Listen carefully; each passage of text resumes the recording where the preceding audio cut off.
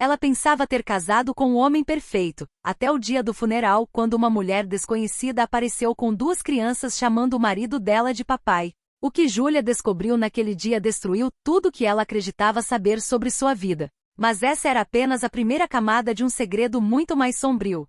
Antes de descobrirmos toda a verdade por trás dessa história chocante, me conta aqui nos comentários, de que cidade você está assistindo? E se você gosta de histórias envolventes que prendem do início ao fim, se inscreve no canal e ativa o sininho. Agora vem comigo, porque você não vai acreditar no que aconteceu.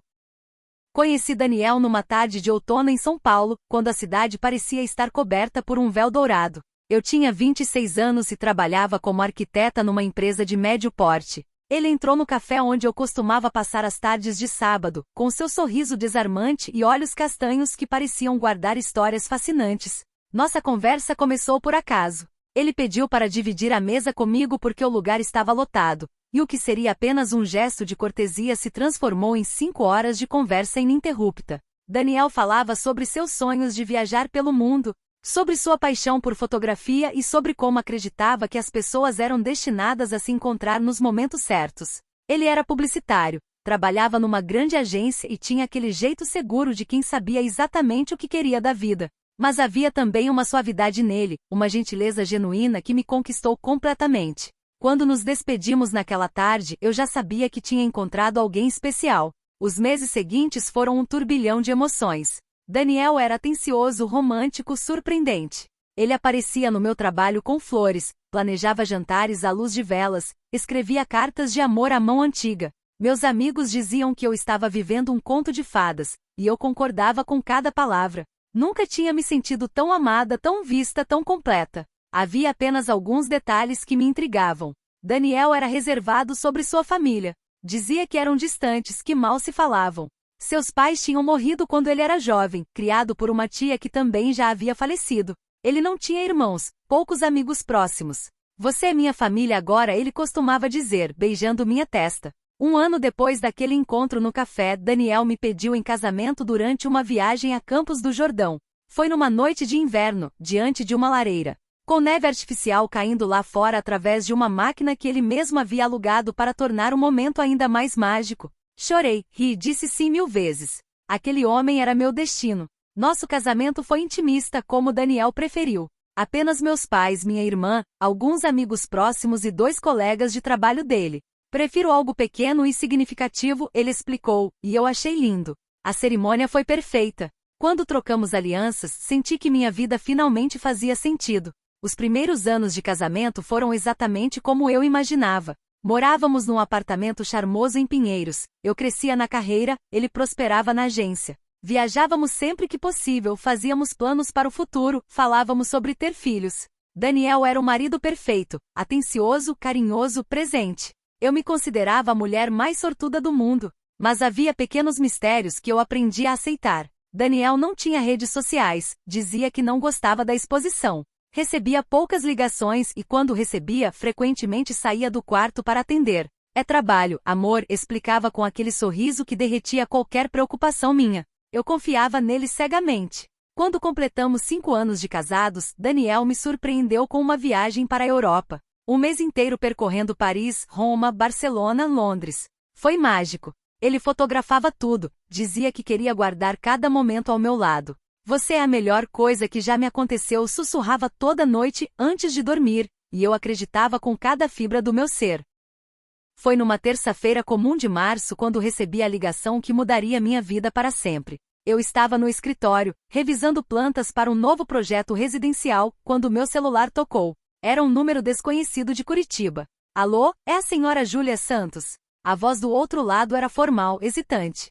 Sou o delegado Henrique Carvalho, da Polícia Civil do Paraná. Lamento informar que houve um acidente grave na BR-16. Um veículo com a identificação de Daniel Ferreira Santos. O mundo parou. Literalmente parou. As palavras do delegado ecoavam distantes, como se viessem de outro planeta. Acidente. Estado grave. Hospital regional. Precisa vir imediatamente. Eu não conseguia processar. Daniel havia dito que ia para uma reunião em São José dos Campos, não Curitiba. Por que ele estaria no Paraná? Peguei o primeiro voo disponível. As 3 horas até Curitiba foram as mais longas da minha vida. Eu rezava, chorava, negociava com Deus. Tentei ligar para o celular de Daniel incontáveis vezes, mas ia direto para a caixa postal. Mandei mensagens desesperadas. Nada. Quando cheguei ao hospital, uma enfermeira me levou para uma sala reservada. O médico tinha aquela expressão que eu já conhecia de filmes, mas nunca imaginei ver direcionada a mim. Senhora Santos, fizemos tudo o que podíamos. Ele sofreu traumatismo craniano severo no impacto. Não resistiu. Meus sentimentos. Desabei. Literalmente caí no chão. As enfermeiras me ampararam, ofereceram água calmantes. Mas nada poderia acalmar o furacão de dor que havia se instalado no meu peito. Daniel estava morto. Meu marido, meu amor, minha vida inteira. Ele tinha apenas 34 anos. Nós tínhamos uma vida inteira pela frente. Tive que identificar o corpo. Foi a coisa mais difícil que já fiz. Ali estava ele, meu Daniel, tão bonito e sereno, como se estivesse apenas dormindo. Segurei sua mão fria e fiquei ali por horas, incapaz de deixá-lo ir. Como eu voltaria para casa sem ele? Como continuaria vivendo? Os policiais me fizeram perguntas que eu não conseguia responder. Por que ele estava em Curitiba? Ele vinha visitar alguém? Eu não sabia de nada. Daniel tinha dito que teria uma reunião de um dia em São José dos Campos, voltaria à noite. Por que mentiu? Ou não mentiu e mudou de planos? Eu estava tão confusa, tão perdida na dor que mal conseguia formar frases coerentes. Eles me entregaram os pertences pessoais dele. Carteira, relógio, celular completamente destruído no acidente, uma pasta com documentos. Guardei tudo mecanicamente, incapaz de olhar. Cada objeto era uma lembrança cortante de que ele não voltaria. Minha irmã Clara viajou imediatamente para Curitiba quando soube. Ela me encontrou sentada no corredor do hospital, olhando para o nada. Ju, você precisa comer alguma coisa, precisa descansar, ela implorava. Mas como eu poderia? Meu mundo havia acabado. Organizamos o translado do corpo para São Paulo. Eu assinei papéis, respondi perguntas, tomei decisões práticas enquanto meu coração sangrava. Tudo parecia irreal, como se eu estivesse assistindo a vida de outra pessoa. Isso não podia estar acontecendo comigo. Não com a gente. O voo de volta foi silencioso. Clara segurava minha mão, mas não havia palavras de consolo. Eu olhava pela janela, vendo as nuvens, e pensava em todas as vezes que Daniel e eu havíamos voado juntos, fazendo planos, sonhando. Agora eu voltava sozinha, viúva aos 31 anos, com um futuro que de repente não fazia mais sentido. Os dias seguintes foram um borrão de dor, burocracia e decisões impossíveis. Escolher o caixão, as flores, as músicas para o funeral. Cada detalhe era uma tortura. Como eu poderia escolher flores para o enterro do homem que costumava me surpreender com buquês toda semana? Meus pais assumiram a maior parte da organização. Mamãe ficava ao meu lado constantemente, forçando-me a comer, tentando me fazer dormir. Papai cuidava dos detalhes práticos, conversando com a funerária, o cemitério, organizando o velório. Eu estava num estado de choque profundo, funcionando no piloto automático. Comecei a avisar as pessoas. Liguei para a agência onde Daniel trabalhava. O chefe dele, Roberto, ficou chocado. Mas ele pediu uns dias de folga, disse que vocês iam viajar, comentou, confuso. Minha mente registrou a informação, mas eu estava anestesiada demais pela dor para processar a contradição. Tentei acessar o celular de Daniel em casa, mas a senha havia mudado. Ele sempre usava a nossa data de aniversário de casamento, mas não funcionava mais. Tentei algumas combinações sem sucesso. Talvez ele tivesse mudado recentemente e não me contou. Deixei o aparelho de lado, incapaz de lidar com mais essa frustração. Ao procurar documentos para o inventário, notei que alguns papéis pareciam estar faltando. Daniel sempre foi organizado, mantinha tudo arquivado meticulosamente. Mas agora havia lacunas estranhas, pastas vazias, espaços em branco. Perguntei a Clara se ela achava estranho. Você está em choque, Ju. Talvez esteja vendo coisas que não existem, ela disse gentilmente. Na noite antes do funeral, eu estava em nosso quarto, cercada pelas roupas dele, seu perfume ainda impregnado no ar. Abri sua gaveta de documentos procurando a certidão de casamento para um dos processos. Foi então que encontrei um envelope pardo no fundo, escondido sob outros papéis. Dentro havia fotos. Fotos antigas, desbotadas. Daniel criança com uma família que ele nunca havia mencionado. Daniel adolescente ao lado de uma mulher bonita, abraçados, sorridentes. Daniel adulto em eventos que eu não conhecia com pessoas que nunca tinha visto. Meu coração começou a bater mais rápido. Havia também recibos. Transferências bancárias mensais para uma conta que eu não reconhecia. Valores significativos, sempre no dia 15 de cada mês, nos últimos 5 anos. Para quem ele estava enviando dinheiro? Por quê? Revirei tudo procurando explicações, mas só encontrei mais perguntas. No fundo do envelope, uma carta. A letra era feminina, delicada. Daniel, as crianças perguntam por você toda semana. Não é justo com elas. Não é justo comigo. Você precisa decidir o que quer. Não havia data, não estava assinada. Crianças? Que crianças? Minha cabeça começou a girar. Sentei na cama tremendo. Aquilo não podia ser real. Tinha que haver uma explicação. Talvez fossem sobrinhos que ele nunca mencionou, filhos de primos distantes. As transferências podiam ser ajuda familiar. A carta podia ser antiga, de antes de nos conhecermos. Eu estava me agarrando a qualquer explicação racional. Mas uma voz pequena dentro de mim sussurrava que algo estava muito errado. Curitiba. As mentiras sobre a viagem. O celular com senha mudada. Os documentos faltando. As fotos escondidas. As transferências secretas. A carta misteriosa. Peças de um quebra-cabeça sinistro começavam a se formar, e eu tinha medo do que veria quando a imagem estivesse completa. Naquela noite não consegui dormir. Fiquei olhando para o teto, segurando aquelas fotos, tentando reconhecer o homem que eu amava nas imagens de uma vida que ele nunca havia compartilhado comigo. Quem era realmente Daniel Ferreira Santos? E quanto da nossa vida juntos havia sido verdade? Às 5 da manhã, decidi que precisava de respostas. Não importava o quanto doesse, não importava o que descobrisse. Eu merecia saber a verdade sobre o homem com quem havia casado, o homem que eu estava prestes a enterrar. O funeral foi marcado para as 10 da manhã numa capela elegante em Perdizes. Eu escolhi um vestido preto simples, prendi o cabelo, coloquei os óculos escuros para esconder os olhos inchados de tanto chorar, mas também para esconder o olhar de quem agora observava tudo com nova desconfiança. A capela estava lindamente decorada com lírios brancos, as flores favoritas de Daniel. Ou pelo menos eu achava que eram. Agora, depois das descobertas da noite anterior, eu não tinha certeza de mais nada. O caixão estava fechado, como eu havia pedido. Não suportaria ver seu rosto sereno novamente, não depois do que encontrei. As pessoas começaram a chegar. Meus pais, Clara e seu marido, tios, primos, meus amigos do trabalho e da faculdade. Todos me abraçavam, murmuravam condolências, choravam junto comigo. Eu aceitava tudo mecanicamente, minha mente dividida entre a dor genuína da perda e a confusão crescente sobre quem eu havia realmente perdido. Colegas da agência de Daniel chegaram em grupo. Roberto, seu chefe, me abraçou longamente. Ele era brilhante, um dos melhores profissionais que já tive. E falava de você o tempo todo, Júlia. Você era o mundo dele. As palavras deveriam me consolar, mas agora soavam ocas. Será que eu era mesmo o mundo dele? Ou era apenas uma parte de um mundo maior que ele mantinha cuidadosamente compartimentalizado? Foi então que a vi. Era quase 10h30 quando uma mulher entrou na capela. Ela era alta, bonita, tinha por volta de 40 anos. Usava um vestido preto elegante, cabelos loiros presos num coque impecável, maquiagem discreta mas perfeita. E ela chorava. Não aquele choro educado de conhecidos, mas um choro profundo, dilacerante, de quem perdeu alguém essencial. Atrás dela vinham duas crianças. Um menino de uns 7 anos e uma menina que devia ter uns 5. Ambos de preto, ambos com os olhos vermelhos de tanto chorar. O menino tinha os olhos castanhos de Daniel. A menina tinha seu sorriso. Meu coração parou. A mulher caminhou direto para o caixão, ignorando os olhares curiosos dos presentes.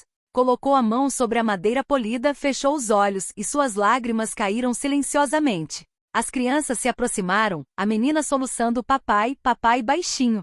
Papai. A palavra ecoou na capela como um trovão silencioso. Clara percebeu minha reação e segurou meu braço. Ju, quem são eles? Ela sussurrou. Eu não conseguia responder. Mal conseguia respirar. Tudo ao meu redor começou a girar. Aquelas eram as crianças da carta. Aquela era a mulher das transferências. E Daniel? Daniel tinha outra família. Levantei-me, minhas pernas tremendo, e caminhei até eles. A mulher se virou ao me perceber se aproximando. Nossos olhos se encontraram, e vi neles o mesmo choque, a mesma confusão, o mesmo horror que eu sentia. Ela sabia quem eu era. E de alguma forma eu sabia quem ela era. Você é Júlia, ela disse, sua voz rouca de tanto chorar. Não era uma pergunta. Ele falou de você. Eu sinto muito. Por tudo isso. Suas palavras não faziam sentido. Como ela podia sentir por mim quando ela era? Ela era o que exatamente? A amante? Mas as crianças a chamavam de mamãe. E chamavam Daniel de papai. Quem é você? Minha voz saiu mais alta do que pretendia. Pessoas se viraram para nos olhar. O padre, que estava se preparando para iniciar a cerimônia, parou. Um silêncio constrangedor tomou conta da capela. Minha mãe se aproximou tentando me puxar de volta, mas eu me mantive firme. A mulher olhou para as crianças, depois para mim, lágrimas escorrendo livremente por seu rosto. Meu nome é Carolina. Carolina Santos. E estas são Amanda e Pedro. Ela pausou, respirando fundo, como se as próximas palavras fossem físicas. Os filhos de Daniel. E eu era, sua esposa. O mundo desabou pela segunda vez em menos de uma semana. Sua esposa. Ela disse esposa. Não ex-esposa. Não ex-mulher. Esposa. Tempo presente. Ou tinha sido até 3 dias atrás, quando Daniel morreu dirigindo de São Paulo para Curitiba. Para Curitiba, onde Carolina e as crianças aparentemente viviam. O caos que se seguiu foi instantâneo. Minha mãe tentou me segurar enquanto minhas pernas cediam. Clara confrontou Carolina, sua voz subindo em indignação. Como você se atreve a aparecer aqui dizendo essas coisas? No funeral do marido dela? Mas a voz de Clara tremia porque ela também via o que eu via. Aquelas crianças eram inegavelmente de Daniel. Roberto, o chefe de Daniel, se aproximou confuso. Carolina, você veio? Não sabia que vocês ainda. Eu pensei. Ele parou, percebendo que tinha dito demais. Seus olhos foram de mim para Carolina e de volta, o horror da compreensão se espalhando por seu rosto. Oh, meu Deus! Vocês não sabiam uma da outra. O padre tentou acalmar a situação. Por favor, vamos todos respirar. Este é um momento de dor e despedida. Talvez devêssemos conversar após a cerimônia. Mas eu não podia esperar. Precisava entender. Precisava saber como minha vida inteira havia sido uma mentira. Há quanto tempo? Consegui perguntar, minha voz estranhamente calma apesar do caos interno. Há quanto tempo vocês são casados? Carolina me olhou com uma mistura de pena e própria dor. 12 anos. Nos casamos há 12 anos. Temos 10 anos de casados quando vocês se conheceram. 12 anos. Ele já era casado quando me conheceu no café. Já tinha uma família quando me cortejou, quando me pediu em casamento, quando me fez prometer que passaríamos nossas vidas juntos. Tudo era mentira. Cada palavra doce, cada promessa, cada eu te amo. Tudo construído sobre uma fundação de engano. Mas como? Minha irmã praticamente gritou. Como ele manteve 2 famílias sem ninguém saber? Carolina limpou as lágrimas e pela primeira vez eu vi raiva misturada com a dor em seus olhos. Ele dizia que trabalhava em São Paulo durante a semana, que voltava para Curitiba nos finais de semana. Eu achava que era dedicado ao trabalho.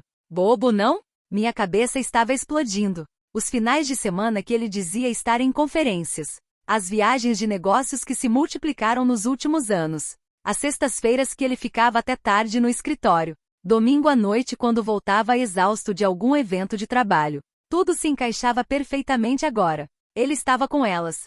Ele tinha 2 telefones. Carolina continuou, sua voz ganhando força enquanto a verdade finalmente vinha à tona. Eu encontrei o outro celular há 6 meses. Foi quando descobri sobre você.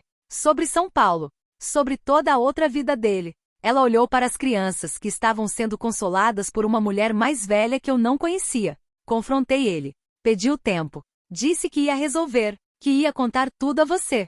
6 meses. Ele sabia que ela sabia há 6 meses e não me disse nada. Continuou vivendo normalmente, beijando-me bom dia, fazendo amor comigo, planejando nosso futuro. Como alguém podia ser tão frio, tão calculista? Ele estava vindo para casa quando aconteceu o acidente, Carolina sussurrou. Era sexta-feira. Ele sempre voltava nas sextas. As crianças esperavam o pai. Nós sempre jantávamos juntos, assistíamos filme. Era nossa tradição. Cada palavra era uma facada. Enquanto eu achava que estava construindo um casamento, ele estava mantendo o outro paralelo. Roberto interveio, claramente desconfortável. Eu não sabia de tudo isso. Daniel era reservado, mas ele era brilhante no trabalho. Nunca imaginei. Ele olhou para mim. Júlia, eu juro que não sabia.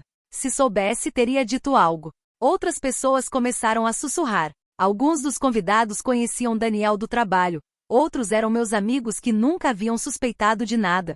Como ele conseguiu enganar tanta gente por tanto tempo? Que tipo de homem era capaz de viver 2 vidas completamente separadas com tal perfeição? Tem mais, Carolina disse, sua voz agora firme, como se tivesse decidido que já que a verdade estava saindo, que saísse completa. Há uma semana, investigadores particulares me procuraram. Queriam saber sobre Daniel, sobre suas finanças. Aparentemente ele tinha dívidas. Grandes dívidas. E investimentos questionáveis. Dívidas? Daniel sempre dizia que nossas finanças estavam bem. Tínhamos uma conta conjunta para despesas domésticas, mas ele mantinha sua conta pessoal separada. Para não misturar trabalho e casa, ele explicava. Agora eu entendia. Era para esconder os pagamentos para Carolina e as crianças. E aparentemente muito mais. O padre tentou novamente. Senhoras e senhores, entendo que há questões a serem resolvidas, mas talvez pudéssemos proceder com a despedida e depois... Mas Carolina o interrompeu. Não, ela precisa saber tudo. Todos precisam saber quem ele realmente era. Carolina respirou fundo e continuou, e cada revelação era como uma martelada na imagem do homem que eu amava. Nos últimos 6 meses, desde que descobri sobre você, contratei um investigador. Eu precisava saber a extensão das mentiras. E o que descobri? Ela pausou olhando para o caixão, foi muito além de uma segunda família. Ela tirou do bolso um envelope, idêntico ao que eu havia encontrado na noite anterior. Daniel não se chamava Daniel Ferreira Santos. Esse era um nome que ele assumiu há 15 anos. Seu nome verdadeiro era Diego Almeida, e ele tinha uma história. Meu mundo, que eu já pensava estar completamente destruído, encontrou novas profundezas para desmoronar. Diego foi acusado de fraude financeira em 2009, Carolina continuou, sua voz tremendo. Ele trabalhava numa corretora no Rio de Janeiro e estava envolvido num esquema de pirâmide. Quando tudo desmoronou, ele simplesmente desapareceu. Mudou de nome, refez seus documentos, começou uma nova vida em Curitiba. Foi onde nos conhecemos. As pessoas ao redor estavam em choque absoluto. Alguns começaram a sair da capela, incapazes de processar o que estavam ouvindo. Minha mãe estava pálida, segurando meu pai para não cair. Clara tinha a mão na boca, os olhos arregalados de horror. E eu estava entorpecida, além da dor, além das lágrimas, num lugar onde nada mais podia me surpreender. Ele me disse que estava recomeçando, Carolina falou, e pela primeira vez, percebi que ela também era vítima. Que tinha cometido erros, mas queria ser melhor. Eu estava apaixonada, grávida de Pedro. Acreditei nele. Casei com ele. Construí minha vida em torno dele. Ela olhou para mim com uma empatia dolorosa. Como você? Roberto se manifestou novamente, claramente perturbado. Nós verificamos suas referências quando ele foi contratado. Seu histórico era limpo. Como ele? Carolina respondeu. Documentos falsos. Identidade completamente construída. Daniel Ferreira Santos existia no papel, mas Diego Almeida era quem estava por trás. E tem mais, Carolina continuou. As dívidas que mencionei, ele estava envolvido em outro esquema. Não tão grande quanto o primeiro, mas similar. Estava captando investimentos de conhecidos, prometendo retornos altos, usando dinheiro de novos investidores para pagar os antigos. Um Ponzi clássico. Meu estômago embrulhou. Imediatamente pensei nos amigos que Daniel havia me apresentado ao longo dos anos. Aqueles encontros casuais, jantares onde ele falava vagamente sobre oportunidades de investimento. Alguns dos meus próprios amigos haviam investido com ele. Confio no julgamento do Daniel, eles diziam. Oh, Deus! Quantas pessoas? Consegui perguntar. Carolina consultou alguns papéis. Pelo que o investigador descobriu, pelo menos 30. Talvez mais. Algumas em São Paulo, outras em Curitiba. Valores variando entre 50 mil e meio milhão de reais. Total estimado, cerca de 5 milhões. 5 milhões. Minha mente mal conseguia processar o número. Onde estava esse dinheiro? O que ele fez com tudo isso? Olhei ao redor da capela, me perguntando se havia investidores ali, pessoas que acreditaram nele e agora descobriam que foram enganadas. Que seus funerais não trariam de volta o dinheiro perdido. Havia uma terceira mulher, Carolina disse, e eu pensei que já estava além da surpresa, mas estava errada. Em Porto Alegre, o investigador encontrou transferências regulares e algumas fotos. Ela não sabia de mim nem de você. Achava que ele era solteiro, viajava muito a trabalho. Eles se viam uma vez por mês há 3 anos. 3 mulheres. 3 vidas separadas. Como uma pessoa consegue manter tudo isso organizado? As mentiras necessárias, os calendários sincronizados, as histórias consistentes para cada uma. Requeria um nível de planejamento, de dissimulação, que era quase impressionante em sua crueldade. Uma mulher na plateia se levantou, tremendo. Era Mariana, uma amiga do meu trabalho. Eu investi com ele. 300 mil. As economias da minha vida. Ele disse que em 2 anos eu dobraria o valor. Ia comprar um apartamento para minha mãe. Sua voz quebrou. Não vai ter dinheiro de volta, vai? Outros começaram a se manifestar. Um homem que eu não conhecia, 1,2 milhão. Ia ser para a faculdade dos meus filhos. Uma mulher mais velha, 600 mil minha aposentadoria. As vozes se multiplicavam, histórias de sonhos destruídos, de confianças traídas, de futuros roubados. A capela estava em pandemônio completo agora. O padre havia desistido de manter a ordem. Pessoas gritavam, choravam, algumas exigiam respostas de Carolina, como se ela tivesse soluções. Outras me olhavam com pena ou suspeita. Será que eu estava envolvida? Eu mal conseguia ficar de pé. Foi então que um homem de terno entrou na capela. Ele olhou ao redor, localizou o caixão, depois Carolina e eu. Meu nome é Dr. Marcos Vieira. Sou advogado. Represento várias pessoas que investiram com o Sr. Daniel Santos, ou Diego Almeida, ou qualquer que seja seu nome real. Ele olhou para o caixão com desprezo. Vim buscar respostas e recuperar o dinheiro dos meus clientes.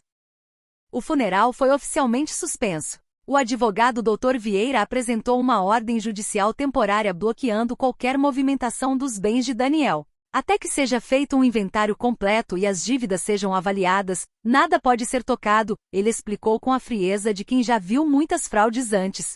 Carolina e eu fomos levadas para uma sala privada dentro da funerária. Meus pais, Clara, e o advogado de Carolina, sim, ela já tinha um advogado, nos acompanharam. Sentamos em lados opostos de uma mesa grande, duas viúvas do mesmo homem, olhando uma para a outra através de um abismo de mentiras. Precisamos entender a situação financeira completa, Dr. Vieira começou.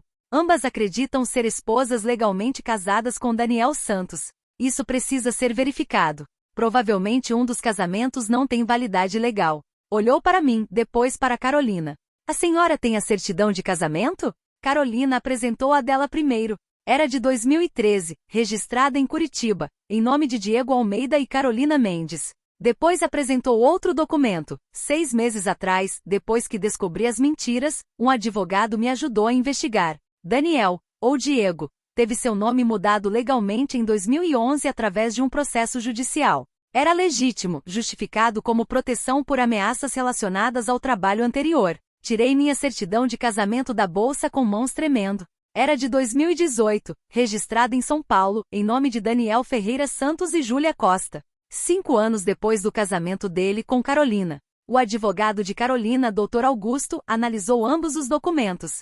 O primeiro casamento é o válido legalmente. O segundo, tecnicamente, é bigamia. A palavra caiu como uma bomba. Bigamia. Meu casamento não era real legalmente, eu nunca fui esposa de Daniel. 5 anos da minha vida, as promessas, os sonhos, os planos, tudo nulo. Eu era apenas a amante que não sabia que era amante. Carolina era a esposa legítima. Eu não era nada. Isso significa que Júlia não tem direito sobre os bens, Dr. Augusto continuou, e embora sua voz fosse profissional, eu podia sentir um tom de satisfação. A herança vai toda para Carolina e as crianças.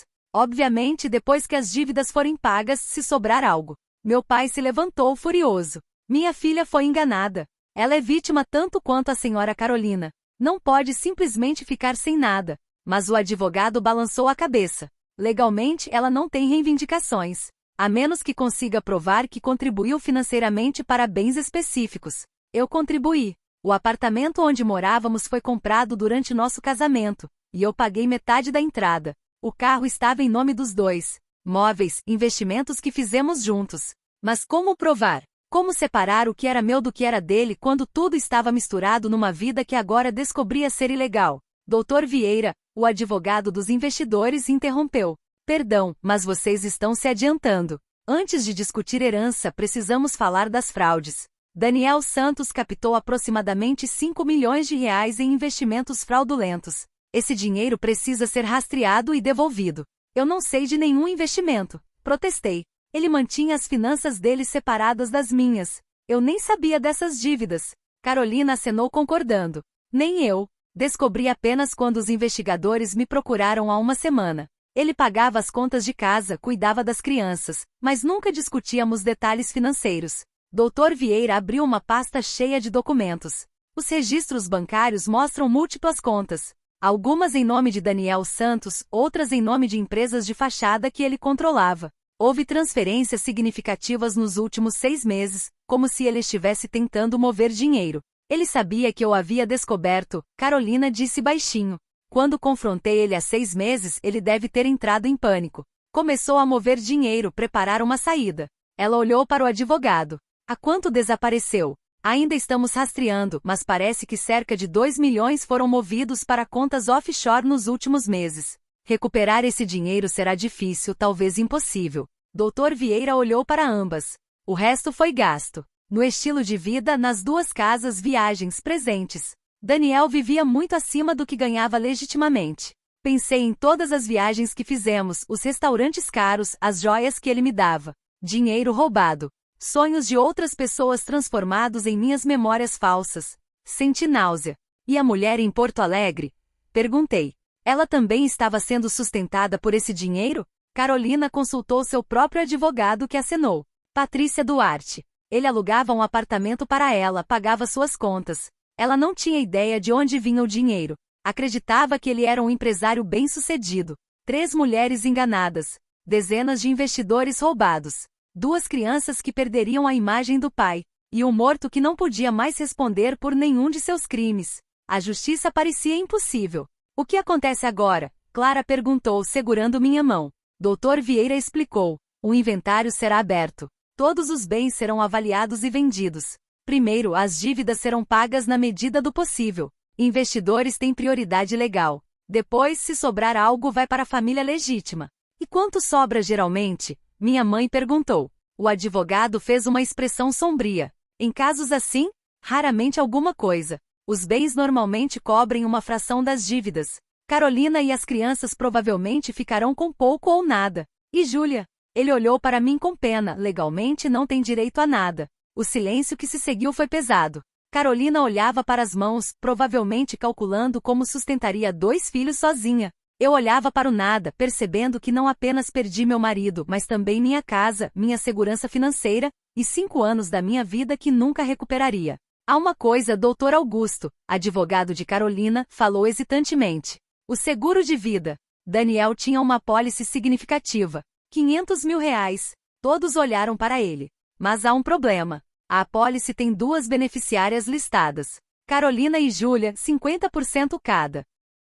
O seguro de vida tornou-se mais uma complicação. A seguradora, ao saber das circunstâncias, o casamento bígamo, as fraudes, a identidade falsa, congelou tudo para a investigação.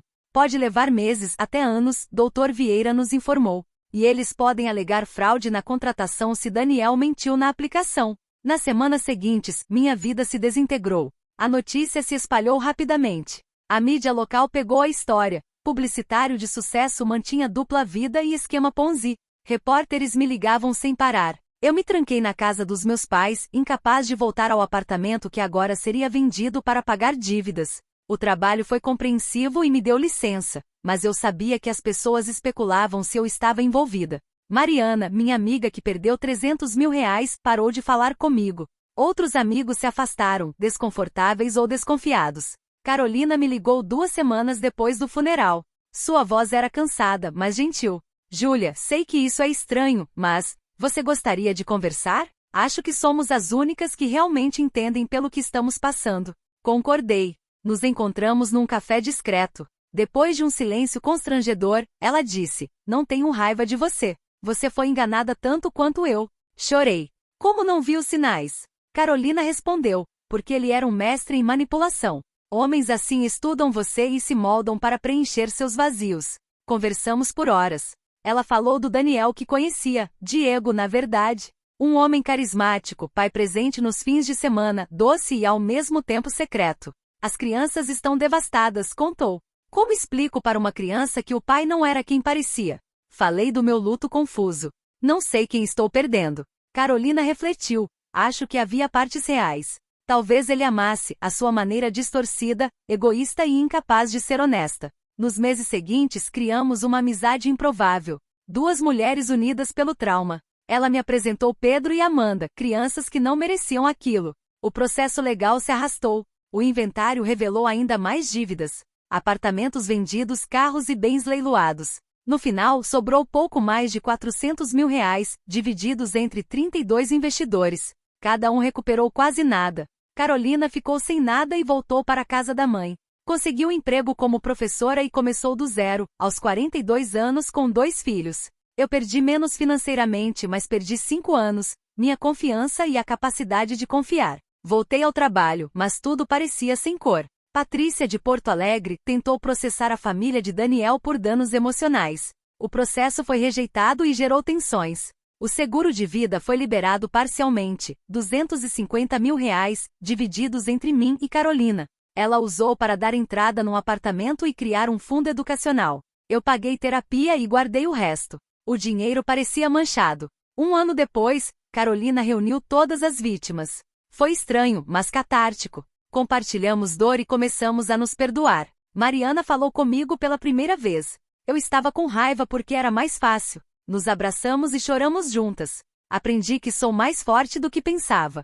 Que amor não exige ignorar instintos. Que estar só é melhor do que viver numa mentira. Carolina começou a namorar um homem honesto, quase chato de tão transparente. É exatamente o que preciso. Fiquei feliz por ela. Eu ainda estou no processo. Faço terapia e invisto em mim, em cursos, viagens e hobbies que Daniel desencorajava. Estou redescobrindo quem sou.